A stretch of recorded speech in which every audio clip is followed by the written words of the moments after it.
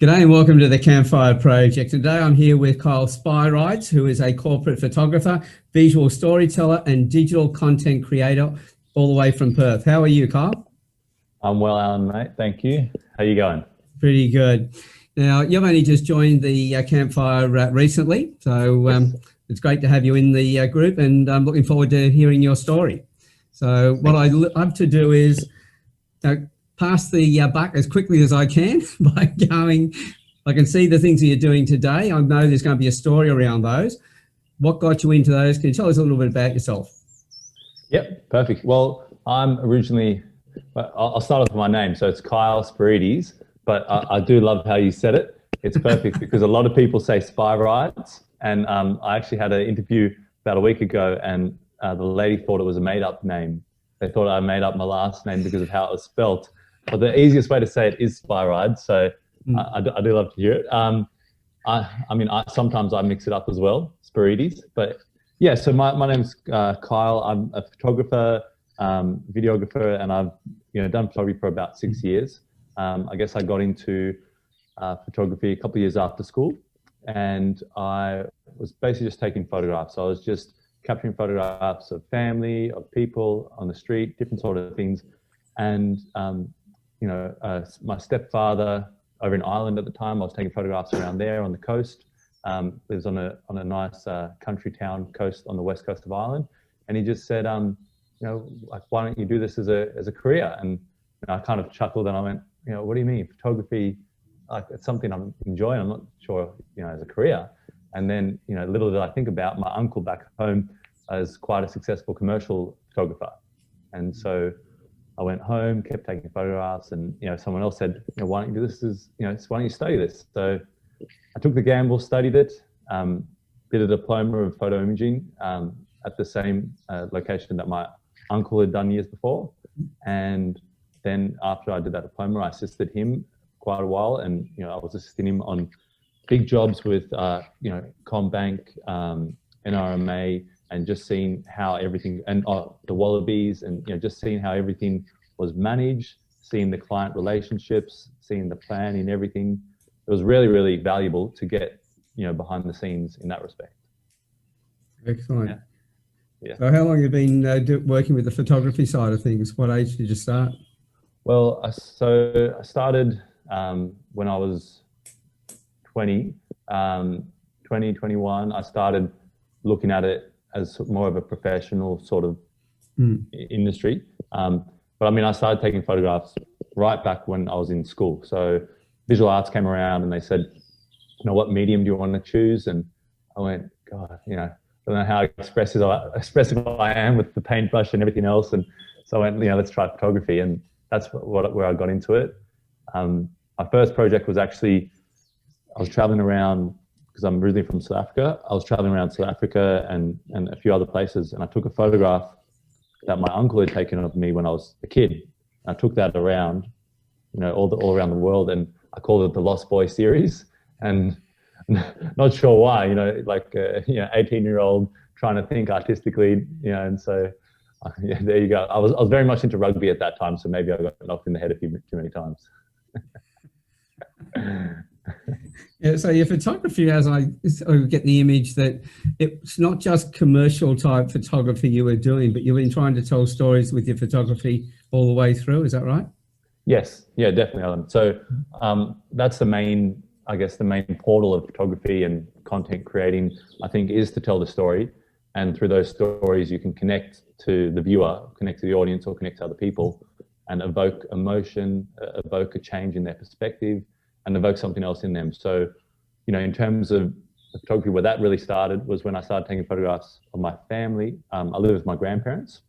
I just took photographs of them in their house, my family in their house. And that ended up being my portfolio submission at the end of my course. And I just realized that I love to sit down with people, talk with them for an hour, 2 hours, and capture their soul, capture their essence. And what I realized was, while you're talking, eventually at one point, there'll be a split second where you can see their soul and you can capture their essence. I believe, anyway, that's what I believe. So with my grandfather and with young kids, so my young cousins, I would see that essence really quickly. So it would be maybe half an hour taking photographs, 20 minutes, maybe, and I'm talking to them the whole time, just chatting to them, giving them little instructions, listening to them, and letting them come out of their shell, and then coming out of their being, and then eventually there'll be a split second where they show me their deep soul or a deep pondering, or looking out the window. But with teenagers, I realized it was maybe a two-hour shoot to try and get past everything else. Through the mask. Exactly. Yes. Yeah, exactly, the mask. Yeah. It would have been the early or late 90s, mid to late 90s. I was working with a group called Angel Endeavours, and we were doing special projects with people who were in photography and other areas. And we had a guy who did black and white images. Wow. Yeah. And they're talking to you, take you through your past. And as the mask slowly dripped away, you'd be taking photographs all the way through. But as you say, there was one photograph which would really show what the person was feeling up behind that mask. No matter what they were trying to hide, the camera can get it, because the camera can pick up what the eyes aren't fast enough to be able to process.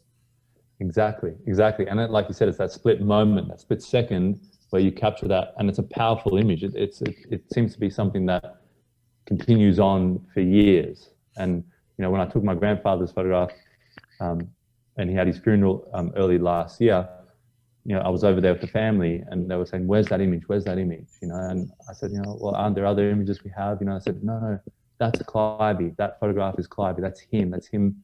We feel like he's here when we look at that image. That's his essence." So I had to scramble online, try and find, because all my hard drives were obviously back in Perth, and he's over in Sydney, and I had to scramble online and try and find that photo. But it was interesting to see how impactful it is. That one photo can be impactful. Because I know with the ones that Tony had taken, they end up going into a gallery, and the gallery happened to be the old warehouse where I had my first business when I left telecom. Oh, cool. So, there you go. One of my photographs was the first one to go up and the last one to be taken down. And you're exposed a hell of a lot that I thought I was hiding real well. It's good though. It's good to get that up on the wall and out in the world, and having to face that. Yeah, well, what location was that? What location was that? That was here in Newcastle. Newcastle, yeah. Beautiful. The whole process, I got him into the radio, I got him into the TV, I got him into the newspapers, and then he said to me, "Well, you've done everything else but got in front of the camera." And he took me through that process. So that was quite a daunting thing to have someone, ask me questions about my past and be taking photographs at the time. Yes. And black and white, it really uncovered the mask really quickly. Yeah, and that's what I love. That's special. Yeah. So those shots can be daunting like that, the pain that somebody's trying to cover up, or it can be the real joy that's there as well. Yeah, exactly. And whatever it is, and that's the. I think the power there is that you have a gallery and people can come and look at it, and they can walk through and they can experience multiple emotions, the full bandwidth of our human experience. And I think when we are at that state, or when we're appreciative and understanding of that state, we're less likely to be, in a state of harm or a state of, neglect or a state of cruelty, because we understand, well, we all suffer and we all succeed, we all have joy and we all have pain, and we're all connected to this human experience. So, yeah, that's what I believe. Yeah, because when you're doing that, you're getting, you're capturing all that. You're showing people that other people have got similar type images, etc., similar emotions and everything else. Yeah. But it very much depends on, I'd say, the story, the questions that you're asking at the time that you're taking them through that. Yes. Yeah. It is, but oftentimes you won't know what triggers something. So you'll be talking about something and it triggers a memory in someone's head, and they go off into that memory, and then that's where the whole face expression changes, and the mood of the photo shoot changes. And when I was doing that personal portfolio, it was I wanted to go wherever that kind of mood and emotion went, and try and see, okay, under those layers of feelings and everything, like part of your essence will eventually show up in front of the camera. So when you did those, did you feel that before you started, you had an idea of what the image would be that you would really capture, or is it just something that you never knew and it just came out to be whatever it was? It's the second thing you said, Alan. I think it's blank canvas. I think, so with a lot of my corporate and commercial stuff, it's very planned and very, we're trying to work out, okay, what are some of the values of this business? Okay, this lady, she has 4 other mothers working under her, and she's a very family-focused businesswoman, and she wants to show those elements in the photographs and the video. So with that sort of stuff, it's very planned, thorough. And with these sort of photographs, I mean, I was living with my grandparents, and my grandparents were around the whole time, and then cousins and, different family members would come in, and I would have the camera just there ready. Just have the camera ready, and there'd be my grandfather basically came downstairs with a beret, and he had a blue thing on, and he's got these like blue eyes, and I just went, all right, we're taking some photos now. And I'd gotten back from just taking some sunset photos outside, and I was going through on the computer, and I saw him, and I went, oh wait, hang on a minute, we've got to focus in on this moment. So I think it's really grabbing that moment, grabbing that. There's another photograph of my cousin, and it was raining, and I was taking photographs. So, she's only a few years old, but she was quite cute. She said, okay, I'll let you take 5 more photographs, and that's that. So she was very, my family were well photographed. I can say that much. And so, I took a couple more, and then, I said, come just stand next to this glass window. And then it was raining, and there was storm, and there was reflection, and the sun was setting, and it's that perfect moment. So yeah, it's something you can plan, and you can prepare, and you can get all the elements together. But for me, it just kind of came out organically. So with the storytelling, how much effort or what thought do you put into where you want the story to go, or do you just take it as it comes?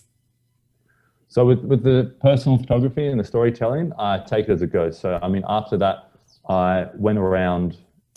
It's more about you are you, and you are sharing something unique and special to this planet, and I want to capture that in all of its way. And so after the portfolio, finished year 12, I had a partner at the time, and she was South American.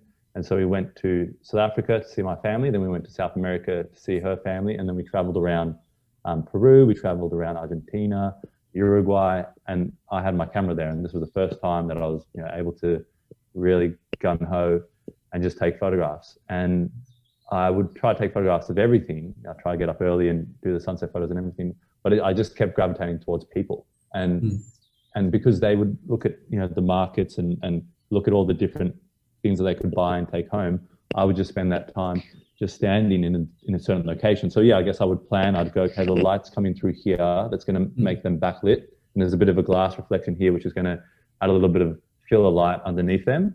And then so I'd work out the composition, and then I'd work out different elements, and then I'd, composition, lighting, most important things. And then I would try and work out, okay, see some interesting people walking through and just observe. And I think the funny thing is that having that language barrier or cultural difference, I didn't look, some places I looked a bit South American, but a lot of places I didn't quite look, I looked Mediterranean. So it kind of allowed me in my own mind to be able to look at it from an outsider and go in and pick at things and capture things and play with things and not be terrified of someone going to say, hey, with that camera. And it's funny, the only times I've ever been yelled taking photographs in the street has been in Perth and in Sydney twice.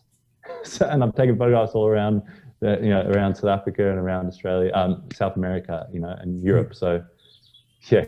So what do you reckon the reason was in Perth and Sydney? I think that's a good question. Let me try and dive deep into that. I think probably maybe the people that I was looking at in terms of interesting characters, maybe in those countries in South Africa and South America, there's a higher quantity of them because of the demographic and because of, I guess, Australia being quite a strong economic country. And maybe those interesting characters that I was looking for in Australia, maybe they were a bit more down and out, or maybe maybe if you're on the street in Australia, just sitting in a park for a few too many hours and stuff like that, maybe you're not. Maybe you are down and out compared to, that's very general, but compared to maybe South America where and also in those countries, they're out and about, they're expressing, they're living, they're not work to work, and then lunch break for a quick ciggy or a quick bite to eat, and then back to work, and so a lot of South Americans are out in the streets. That's what I noticed a lot. So yeah, I mean that could be one point. Yeah. Yeah, so, well, as they say, a picture's worth 1,000 words, but if you put it the right way, especially when you catch that magic moment with somebody, it's worth a hell of a lot more than 1,000 words. Oh yeah. Words can't bring back well, I think the image, the vision of that person is just something very special. And with my grandfather, I took that photograph of him that was very special to me and my family.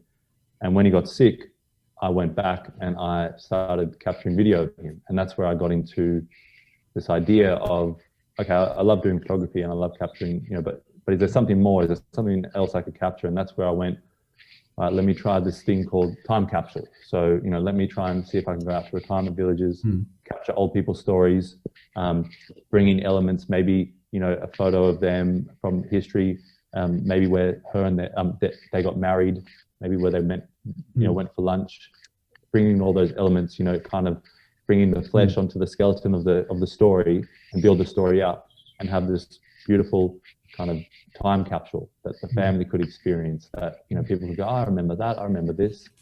And so I went back and I just recorded my grandparents, just sat them down. One morning they were both in their gowns. It looked beautiful because one gown was blue and the other one was like a nice grey, and they were sitting down and I said, could we move to another location? They said, look, Kyle, right at this stage we're not moving. I went, perfect. You guys sit there. I'll move everything around you. This is brilliant, and I'll capture your story. And those videos and the photos are just something so special to have. Because they took a combination of both the videos and photos. Yes, yeah, and I mean it was photos early on in my life, and it's still photos now, but I wanted to capture video towards the end. Yeah, so I love the idea of the photograph, because you've got a photograph and it's up on the wall and everybody who looks at it, it's like all art. The meaning of it and what we see, it's particular to us, the individual. So that's special in itself. But I love the idea of the time capsule, because when I talk to a lot of elderly people, if you go around to any of the homes, their life is pretty much over. They're just sort of marking time. And I go, what a waste. There's so much knowledge and there's so many experiences they had. And to learn that, we watch documentaries of, times gone past and we love it. Yes. And here we are, all these people who have come in are youngsters in those days, and they can tell you about the changes all the way through to where we are today. And that's a wealth of knowledge that's lost if we don't capture it. Exactly. No, 100%. And it's so much wisdom, so much, like you said, so much knowledge. And, for me, I do the photography, but I go and speak at retirement villages about this sort of service. And the photography brings in, the bread, and the time capsule is just something to kind of see. I've been doing it for the last few months and just getting out there. And for me, it feeds so much more back to my soul, just being able to chat to them, speak to them. And it's after I do the presentation, some of them go, I'm working on something like this at the moment, or, oh, that reminds me, I've got to look back into my heritage. Or someone goes, yep, can you do this for my family? But whatever it is, the conversation after the presentation is that, back in our day and this sort of thing happened, and, managing these sort of problems for the youth today, it's quite tough. They've got this and that, and all those things, they add so much. They help me with my perspective. Maybe I'm going along not having the greatest day. They help me with my perspective. They help me with my thought process. They help me with my life going forward. And it's just, I love the ability to. Well, I think it's an important part of our society, and something that I think is neglected, is that ability to resource the wisdom, the knowledge, and the information from people that are older than us and bring it to our youth. And with my grandparents, I lived with them for 10 years of my life, some of the most important parts of my life during my teenage years. And they really made a marker on my life. And they really, when I was going through really tough times and challenges and try and deal with these sorts of things, they were there, and they had so much wisdom, so much knowledge, so much, you know, like raw, life-changing intellectual property that could actually instantly impact my life and change it for the better. And that's where my biggest passion is now, is just that self-help, that inspiring others, you know, that sort of thing, because I had that resource for so many years. That's it. And that's like, you know, it's fantastic to actually hear you saying that, because I know when I was younger, I'd hear my elders, you know, grandparents and everything else, and they'd be using the term "back in my day." Yeah. And I used to go, oh yeah. Now Yeah, I'm here we finding go. that, you know, talking to my kids and my grandkids, it's back in my day. Yeah. It's coming from me. And I'd like to think that I've got some wisdom. And Yes.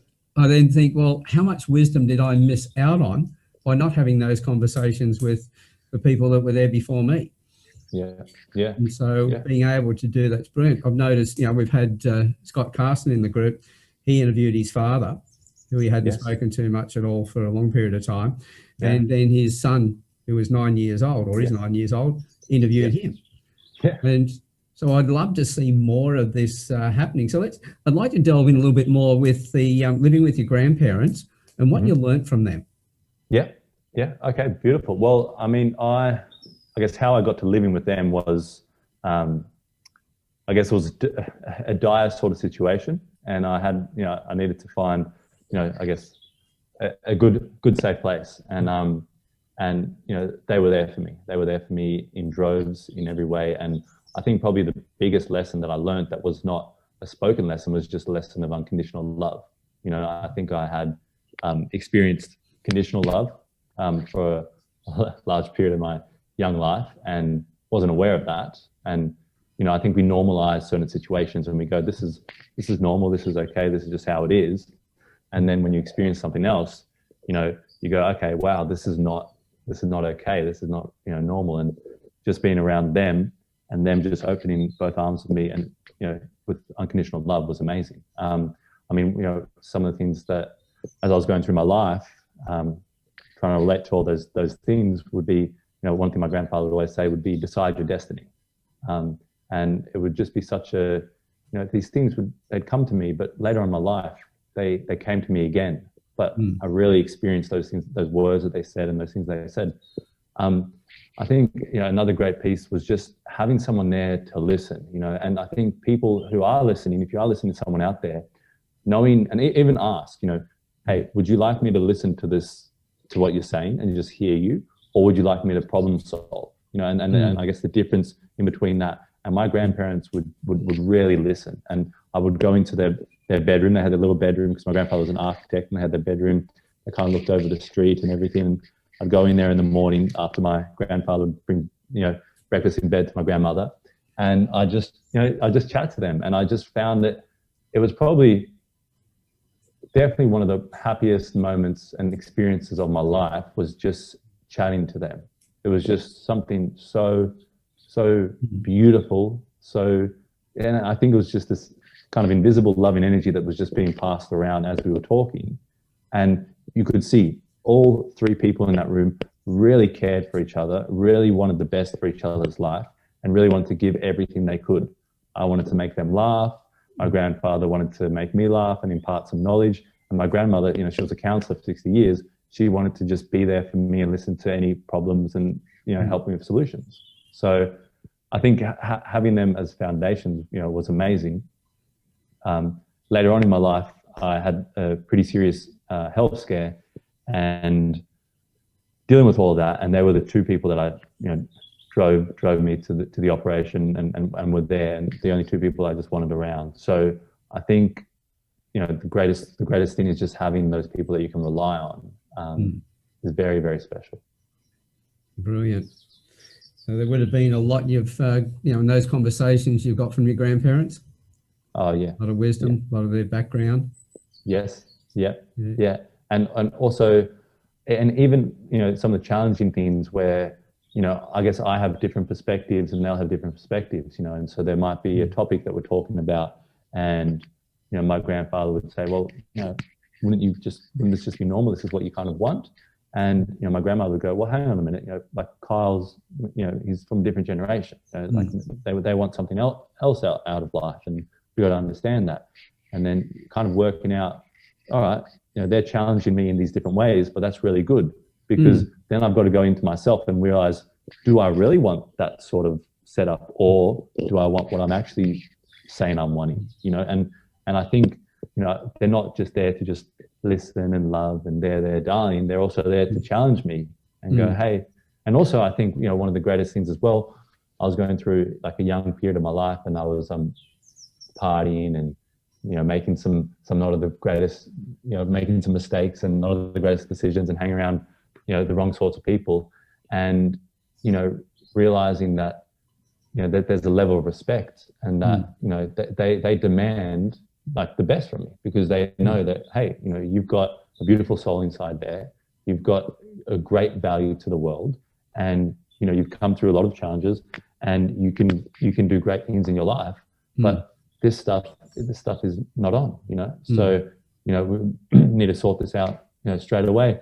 And I mean, it was just partying and getting caught in wrong crowds, and just being a young fool. But you know, when you're around other young fools, oh, how can we do the next thing? How can we, you know, TP or whatever the things are, you know, how can we trump the next person? And then if you're the loudest one, you usually find yourself the one caught there with all the evidence at the end of the day, you know. So so I think that's what I was suffering, a bit of naivety and yeah, naughtiness. Good to have somebody that really cares, who is holding you accountable. Yes, yeah, that's what it is. Which is good. That's what it is. You know, we don't like being caught out, but if we know the person is doing it for the right reason, holding us accountable, then we should be quite thankful for that, because it keeps us on that the right path. It helps us to find the right path. Exactly. I mean, I think, you know, the lessons we learn, you know, I could tell someone could tell me something, but a lot of lessons I have to go and experience it myself. You know, like, okay, this is the right way to go. Yeah, righto, whatever. And then you got to go and experience it yourself and realize, oh shit, okay, that person had a bit of knowledge and wisdom there. That's it. So your grandparents, are they still around? My grandmother's still around. And my grandfather passed away late last year. And yeah, my grandmother's still around. I give her a call every now and then. Well, a couple times a week, and just touch in. And yeah, she's really, really, really sweet. I'd love to fly over to Sydney and spend some more time with her. I mean, that's one of the biggest things I want to do in my life. And I think if you've got great grandparents, and you're at a younger age or any age, I think, you know, spending time with them, you know, it might not be, you know, as time productive as you think in terms of a economic landscape, but, you know, as a value for the rest of your life, and philosophies for the rest of your life, and, you know, like it's so valuable. It's so intangible, and because we can't measure it, we don't see the value of it until it's too late. How old's your grandmother now? She's 89 now, so she's fastly heading towards 90, and my grandfather was 92 when he passed away. Going on 92, going on 92 when he passed away. So they lived a long, healthy life. And I mean, one of the interviews when I chatted to my grandfather, he would always finish the salad bowl and he'd go out kayaking, and he was quite active. And so I wanted to ask him, you know, the typical question that probably most young people are going to ask someone who lives a long life is, you know, how do you do it? You know, what's your secrets? You know, and how do I get there? So, you know, so I said to him. So what was his answer to that? Because I didn't do what you were doing when you were growing up. Well, you know, I was expecting that. I was expecting something like that. But you know what? He said he took me by surprise. I mean, in the interviews, there were two times he took me by surprise quite a lot. And this time he said, being social, Kyle. And I went, oh, what do you mean? Can you dive into that a bit more? He goes, yeah, mate, you know, we weren't at home, you know, looking at our nails, you know, sitting isolated. We were out, you know, involved with the school aftercare, or in the church, or over here doing something social here, something social there.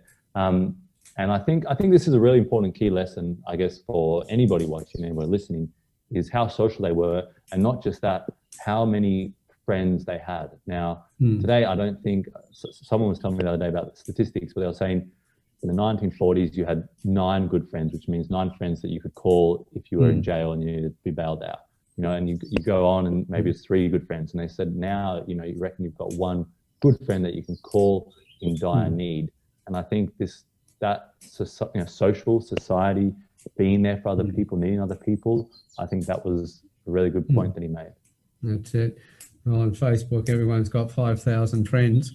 Yeah. It's not many of them they can count on. That is the biggest issue. But being social is important. I know that we had that term floating around, social distancing, which I cringed every time I heard it, because it was physical distancing. Yes. And everybody's going, well, we've got to be socially distanced. That's got to have a negative effect on your thinking, because we are social beings. Yeah. And that is the stricter things, to be social. Put the phones down, stop texting. Yes. You know? Exactly. People. I agree 100%. I think, you know, it's something that's fad that came along, and, you know, social distancing, and you realize, I mean, just the other day, I did a shoot for someone, and I went on the Instagram, and just 2 photos down, there's a photo of one of the team members, and I got along with all of them. They're all great people, but one of the team members posts the photo, and the boss is coming to give a hug, and the team members going, when your boss is extra huggy, but you're trying to social distance. And I just went, wow, this word, this phrase, this idea has just really integrated into how people interact. Maybe they're just doing that for a bit of fun. Maybe, who knows what the reason is. But I think you're right. I think it shouldn't be social distance. I think it should be physical distance or physical respect. Exactly. But yeah. And I like that even better than the physical distancing, physical respect. Yeah. That's whether we've got a pandemic floating around or not, respecting other people's space, understanding how much each individual wants different space, and respecting that. Yeah. And that then would be the way we talk to them and everything else. It goes into respecting all the way around. Exactly. When you do that, you're more social, and you've got people who want to be around you. Therefore, you've got more friends. Yes, exactly. And that respect you feel comfortable in. You feel comfortable in someone else's, space. So when you were having your talks with your grandfather and your grandmother, what did you feel like when they were telling you their story, their histories, and what they'd been through, etc., and all that? There were times when I would talk to them and ask them questions, and especially, Sydney used to have, I'm sure it still has, this Vivid. Vivid, you go into and see the lights and everything. And there were a few times I'd go into the city with them, and we'd walk around and they would talk. And especially when I'd go into the city just for a little trip, go on the train, and how they would back in the day, and we'd have a look around. Because I'm visual, they would talk about things, and it would be almost like one of those old time lapses, like I was going back in time. So my grandfather would be around the IMAX in Dyne Harbour, and he'd say, right back here, there used to be wharf. The water used to come all the way back here, and different sort of things.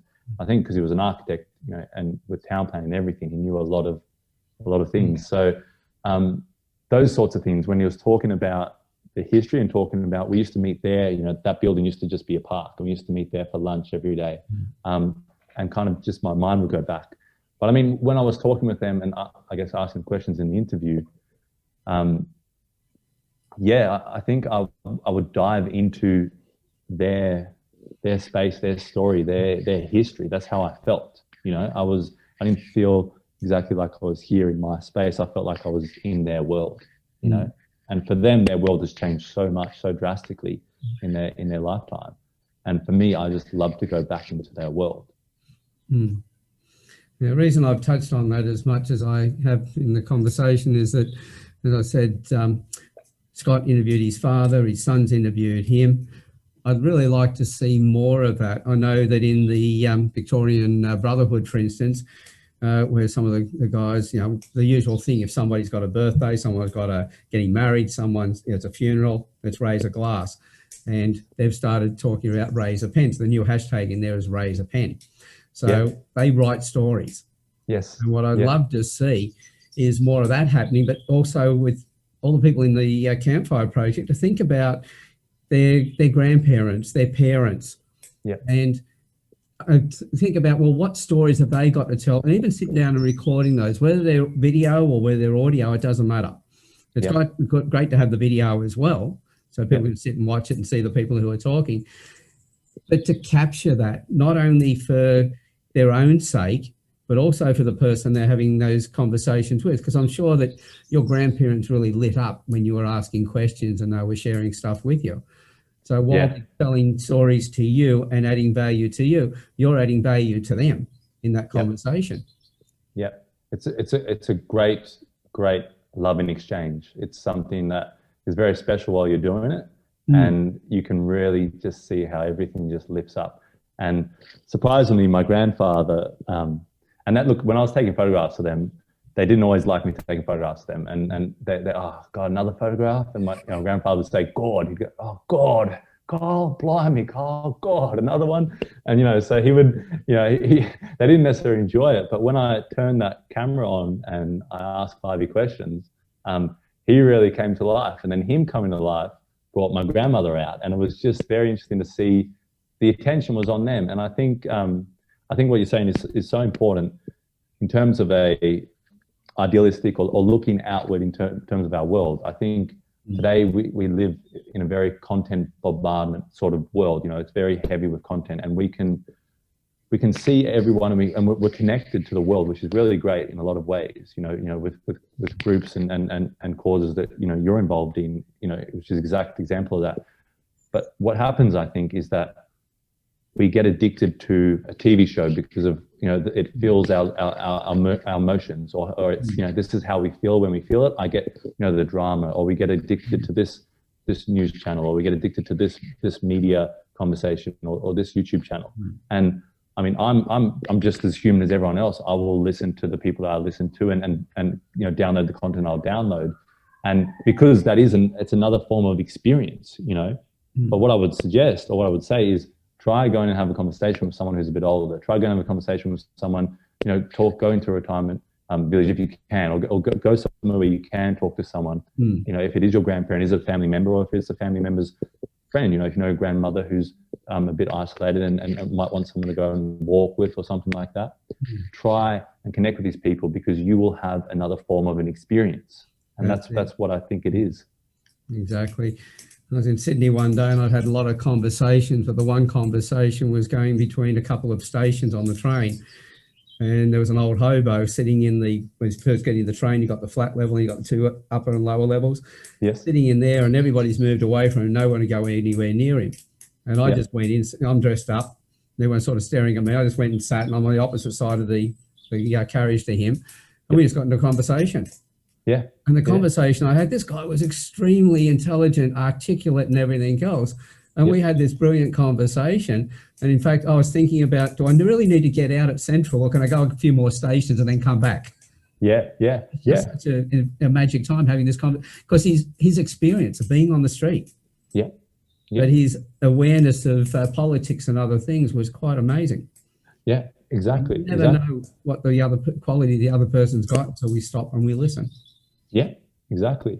And that's the thing, it adds so much to your life. And it's when you get caught in those conversations, you don't want to leave. You want to kind of check your clock, kind of see what you can do to kind of stay in that space, because even if you come back to it, I mean, you're already on a run, you're on a roll with this and that's why I love long form content as well, because you watch people that do interviews and they talk to someone and they really try and find out what someone is about, and I think it's very important that we try and have more conversations, because if we just go, you said this, you made this comment, you are now filed away with this label in this box, and you're now at this category in our society, and we'll leave you there, and no one will open that box. I think that's something that's very obvious. Very, people can just get smacked with the label. And I heard this one, I think it was a video I was listening to, and this one quote, or this one, this passage someone was saying, it said something about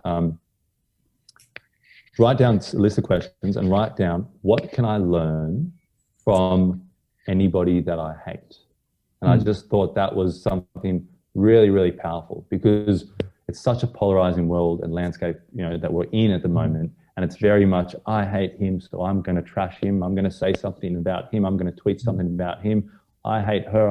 And it's just, if we can just sit down and go, what can I learn from everyone? What can I understand from everyone? Maybe it will open up those borders a little bit, you know? It very quickly changes your health, because to hate people and want to smash them or whatever it might be is, you know, it's like you're taking poison yourself, hoping they'll die. So any person you're making sick is yourself. And so by just having, well, what can I learn from them? Straight away, you put that poison bottle down. So you're looking after your health straight away. So it's just as much as about you as it is about the other person. Yeah, exactly. And that's what we are, all reflections of each other and the experience that we're having, you know. And I think there's this other quote I heard, we're all experiencing life, but each of us choose how we're going to experience it. And, you know, I think that's what we can do. We can choose those moments. All right, can I learn something from this person? Can I understand something from this person? Can this person teach me something more about myself? What are those things that I hate about that person? Because maybe they're a reflection of some of the things that I don't quite like about myself, you know, and getting deep into that and getting deep in, that's why everything I do is trying to get deeper and into the soul and into the story a bit deeper, because I think that's where real growth can happen. That's it. So what I'd like to do then is put a bit of a challenge out to all the people listening to this, and that is that, think about the people who are around you, you know, your grandparents, your parents, etc., brothers and sisters, having conversations with them and recording it and seeing what results you can get out of that, what you can learn from it. And would it be okay if they have questions around that they got in touch with you and said, just to find out a little bit more about your experience? If they go, okay, I was thinking of doing exactly this, you can give them some advice around how to do that. Yeah, 100%. Yeah, that definitely. would be brilliant. Yeah, 100%. Thanks for that. I'd be keen for that. Yeah. No worries. So I think the more that we're in here, we're not just sitting here and you know, watching and listening to what other people are doing, but getting involved ourselves and thinking, well, okay, learn from everybody who comes in and talks. We've had now 210 one-on-ones. You're the 210th.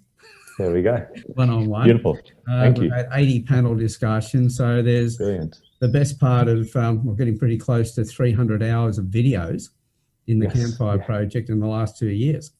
Yeah. And so there's a wealth of knowledge and stuff in there, but I'd really like to see more people coming in and being interviewed first of all, but then going out and interviewing their relatives, the people around them, and so that they can experience. Because as I said, out of that 210, I've probably done about 185 of them. Yep. And so I tell everybody, joy of my day is sitting down having these conversations. So I'm as greedy as buggery, and I thought, well, it's about time I'd probably shared a bit of that. So the challenge is to everybody else, start having conversations, come in and do a one-on-one, and then go out and interview people, because you know it takes to do a one-on-one before you put anything into the Campfire project, as far as posts of your own. But because it's about getting people involved, that's why I put it that way. Yep. But you know, go out and talk to the people around you, interview them, even if you don't bring it into here. Sit down and have a talk to your relatives, your parents, your grandparents, and have those conversations that you normally wouldn't have had. Yeah. The ones that we wish we would have had after they're gone. Yeah. Yeah, exactly. And I think, I mean, if you look at it, a lot of people are very much interested in what's going on outside, what's going outside in the world. And something that's really incredible is that if you have those conversations with your grandparents, you can understand a lot more about the world than a short 60-second segment, because they've lived a long life and history is repeating itself and people are very similar and things are very, you know, and so different challenges, yes, different titles on those challenges, but it's very similar and you can learn a lot about what's going on right now. So if people are saying, I want to be more current, but you know, I've got to be on the pulse, I've got to know what's going, well, have those conversations, have conversations with people, you know. More switched on. Yeah, yeah, exactly. No, that's been brilliant. Well, thanks for coming on and having the talk with me, Kyle. I've appreciated it. It's been good fun. No worries. Thanks, Alan. Really appreciate it, mate. Thank you. Okay, well, yeah, thank you. And everybody else, as I said, the challenge is there. If you want to have a talk to Kyle as well, find out about how do you set up your own time capsule. This is the way to do it. We've got plenty of resources in the Campfire project. We've got all the coaching. We've got so many different resources. Utilize them. We're all here. We all want to help each other. Exactly. So again, thanks very much, Kyle, and to everybody else. We'll see you on the next Campfire. Bye for now. Thanks, mate.